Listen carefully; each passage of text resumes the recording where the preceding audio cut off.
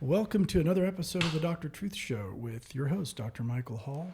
It is the 22nd of June, and we are in the middle of a heat wave in Miami Beach. And I would say that it's going to be a hot summer, so get your air conditioning on. So today is a day I would like to talk about stress. And I think that one of the things I would like to do is just mention some points of matter regarding our current state with COVID and SARS and the things that we all hear about every day in the news. And I think it's a good segue into what fear or fear-based living has an impact on the way that we live. I call it porn, fear porn. It is truly something very it's very unsightly, unfortunately, and we live in this state of constantly being told that we need something to be happy, and that if you've had COVID, you need to be vaccinated, which is not true. You don't need to be vaccinated if you've had COVID, and we know that. You have immunity, and you have two types of immunity. You have B lymphocyte immunity, which we can test for, and we can get actual values for, and then you have the T lymphocyte immunity, and those are two different types of immunity. You're not going to get that with the vaccine. You're not going to get both of those. So I don't think that our elected leaders, our government officials, our bureaucrats are being completely honest with the general public. And I think we need to have a very honest discussion. And I applauded Ron Paul. Ron Paul is, he's really, he's a physician, but he's also very outspoken in regard to some of this. And he's trying to do exactly what needs to be done, which is to be honest with people and talk to them about this. And I think wherever you fall along the spectrum, and nobody would fault you if you wanted the vaccine, it's your right. And if you don't want to get it, well, okay, fine. And especially if you've had it, you've had the actual infection. I don't see any reason why we can't, let's say, delineate those that have versus those that have not, and provide some sort of ability to decide for ourselves what's best based on that. And if it's something that, you're afraid of, quote unquote, then you have to make a choice. But I don't think we should go into decision making with fear. And I definitely don't think that we should live our lives with fear. And I think in America we do. I think we live our lives under the precept of fear much too often, whether it's fear of the bill collector or fear of the government or fear of the police officer down the street. I think it's absurd. We don't need to live like that, and especially not of the virus. And we know it's a bioweapon, and everybody's starting to talk about it. But we also have to be honest, and we know that trying to become obsessed with this idea is not helpful. It's not healthy. So fear creates a catecholamine response, and that gets into the organic chemistry, if you will. Norepinephrine, epinephrine are produced in the body, and it causes a sympathetic nervous response. The antithesis, or the opposite, is parasympathetic nervous system response. So there's two different types of response. There's a cholinergic, which is parasympathetic, and there's adrenergic, which is sympathetic. And when we're afraid, we live in a sympathetic world. It's fear-based living. It's an adrenergic response to a perceived threat. Whether it's real or not, we still think that we're going to be hurt.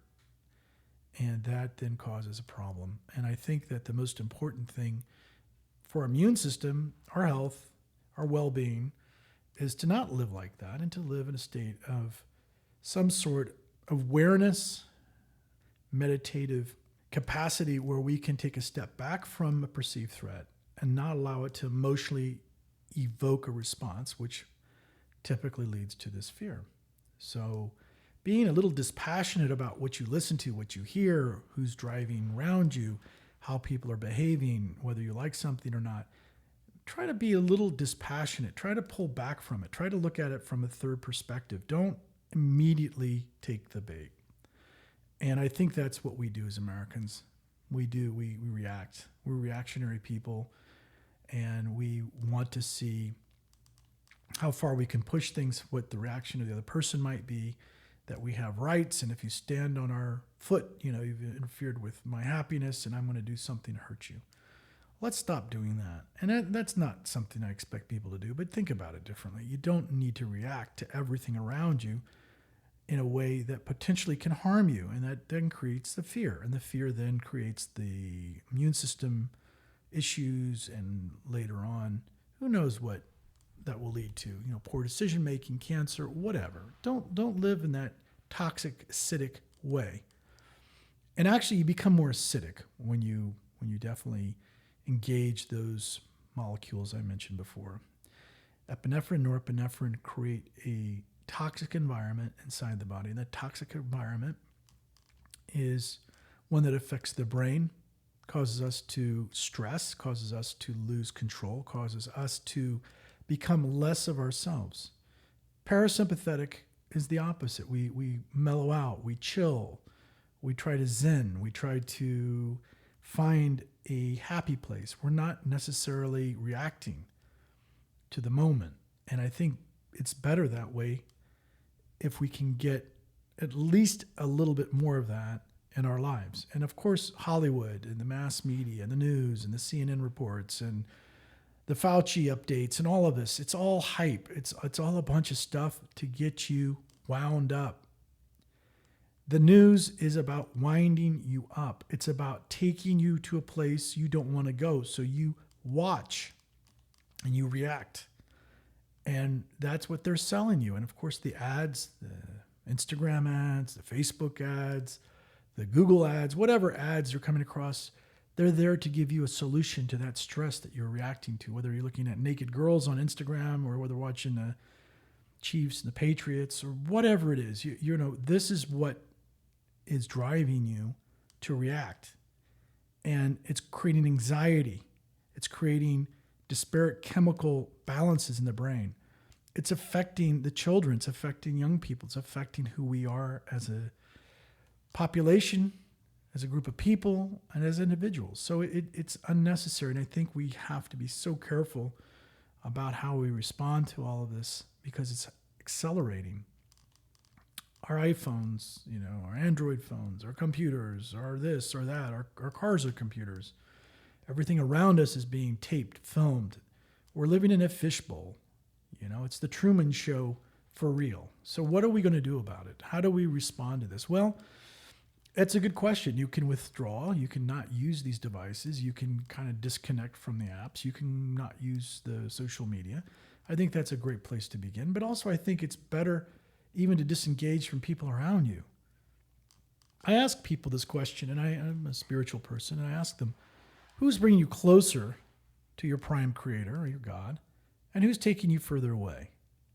And if you can decide on those folks and you can understand what they're about, then maybe you can disassociate from some of the people that are taking you away from your zen, from your happiness. And that's really what the whole place we want to be, right? We want to be happy. That's what we work for. It's our whole life ambition is to find happiness, family, friends, loved ones, whatever, relationships. All of this comes from a desire to be loved, to be accepted as who we are. You don't have to have lots of artificial things to be that person. So getting back to the original thought of today, it's really important to understand that you have a choice, and parasympathetic nervous system response, that is a place where we find a calm, effective way to deal with stress. And then the sympathetic is really there to react to. Those are for threats that potentially can harm us, those things that really could create death or destruction to us or our loved ones. Reserve those things for other more serious purposes. Don't live in that state. Don't allow the news, the media, the hype, the music, the TV, the film, whatever it is that you're into. Don't allow that to gin up the system. Don't allow that to take over and steal peace from you, right? That's really what it's about. Keep ownership of your peace. It's yours. You don't need to share it with anyone, right? Especially the mass media. You don't need to disturb it. You don't need to transform it. You don't care about what's going on with all this crazy news because it really doesn't impact you. It's not important. Yes, there's things that you should know about. And of course, you want to learn something. You want to study it. You want to understand both sides of the issue. Okay, fine. But just reacting to what's being posted or somebody's Twitter account or whatever it is you're looking at makes absolutely no sense. And I think that we need to pull back from that. We're regressing as a population, as a society, or as a group of us that are really responding in a very pathetic, childless sort of way. And childlust is wanting to be like a child. It's just being overtly sophomoric, being juvenile, being silly, being stupid, really. Acting like a child. Don't be like that. Be an adult. Make choices based on what you feel is important for you, preserving your peace and making correct decisions for you and your loved ones. And don't be bothered with what others are telling you to do, to think, to feel. That's unimportant. It's irrelevant. Bring back the peace. So I'm going to end today's topic with a little discussion about just in general life in Miami. Right now, we're going through a situation where we have a lot of different people coming into Miami Beach and Miami itself from all over the country trying to let off steam. We've had shootings. We've had some very serious situations, in fact, just in my neighborhood. So if you do plan to come to Miami and Miami Beach, think about that. Think about the people that live here, the people that work here, that their families, are people that want to just have a regular life. So just be cognizant that we're not, a movie set. This is real. So just, keep that in mind if you do decide to come and spend a weekend. So hope you have a beautiful rest of your day, and you can always reach us at 305-672-4733 or through email at clinic@halllongevity.com. God bless.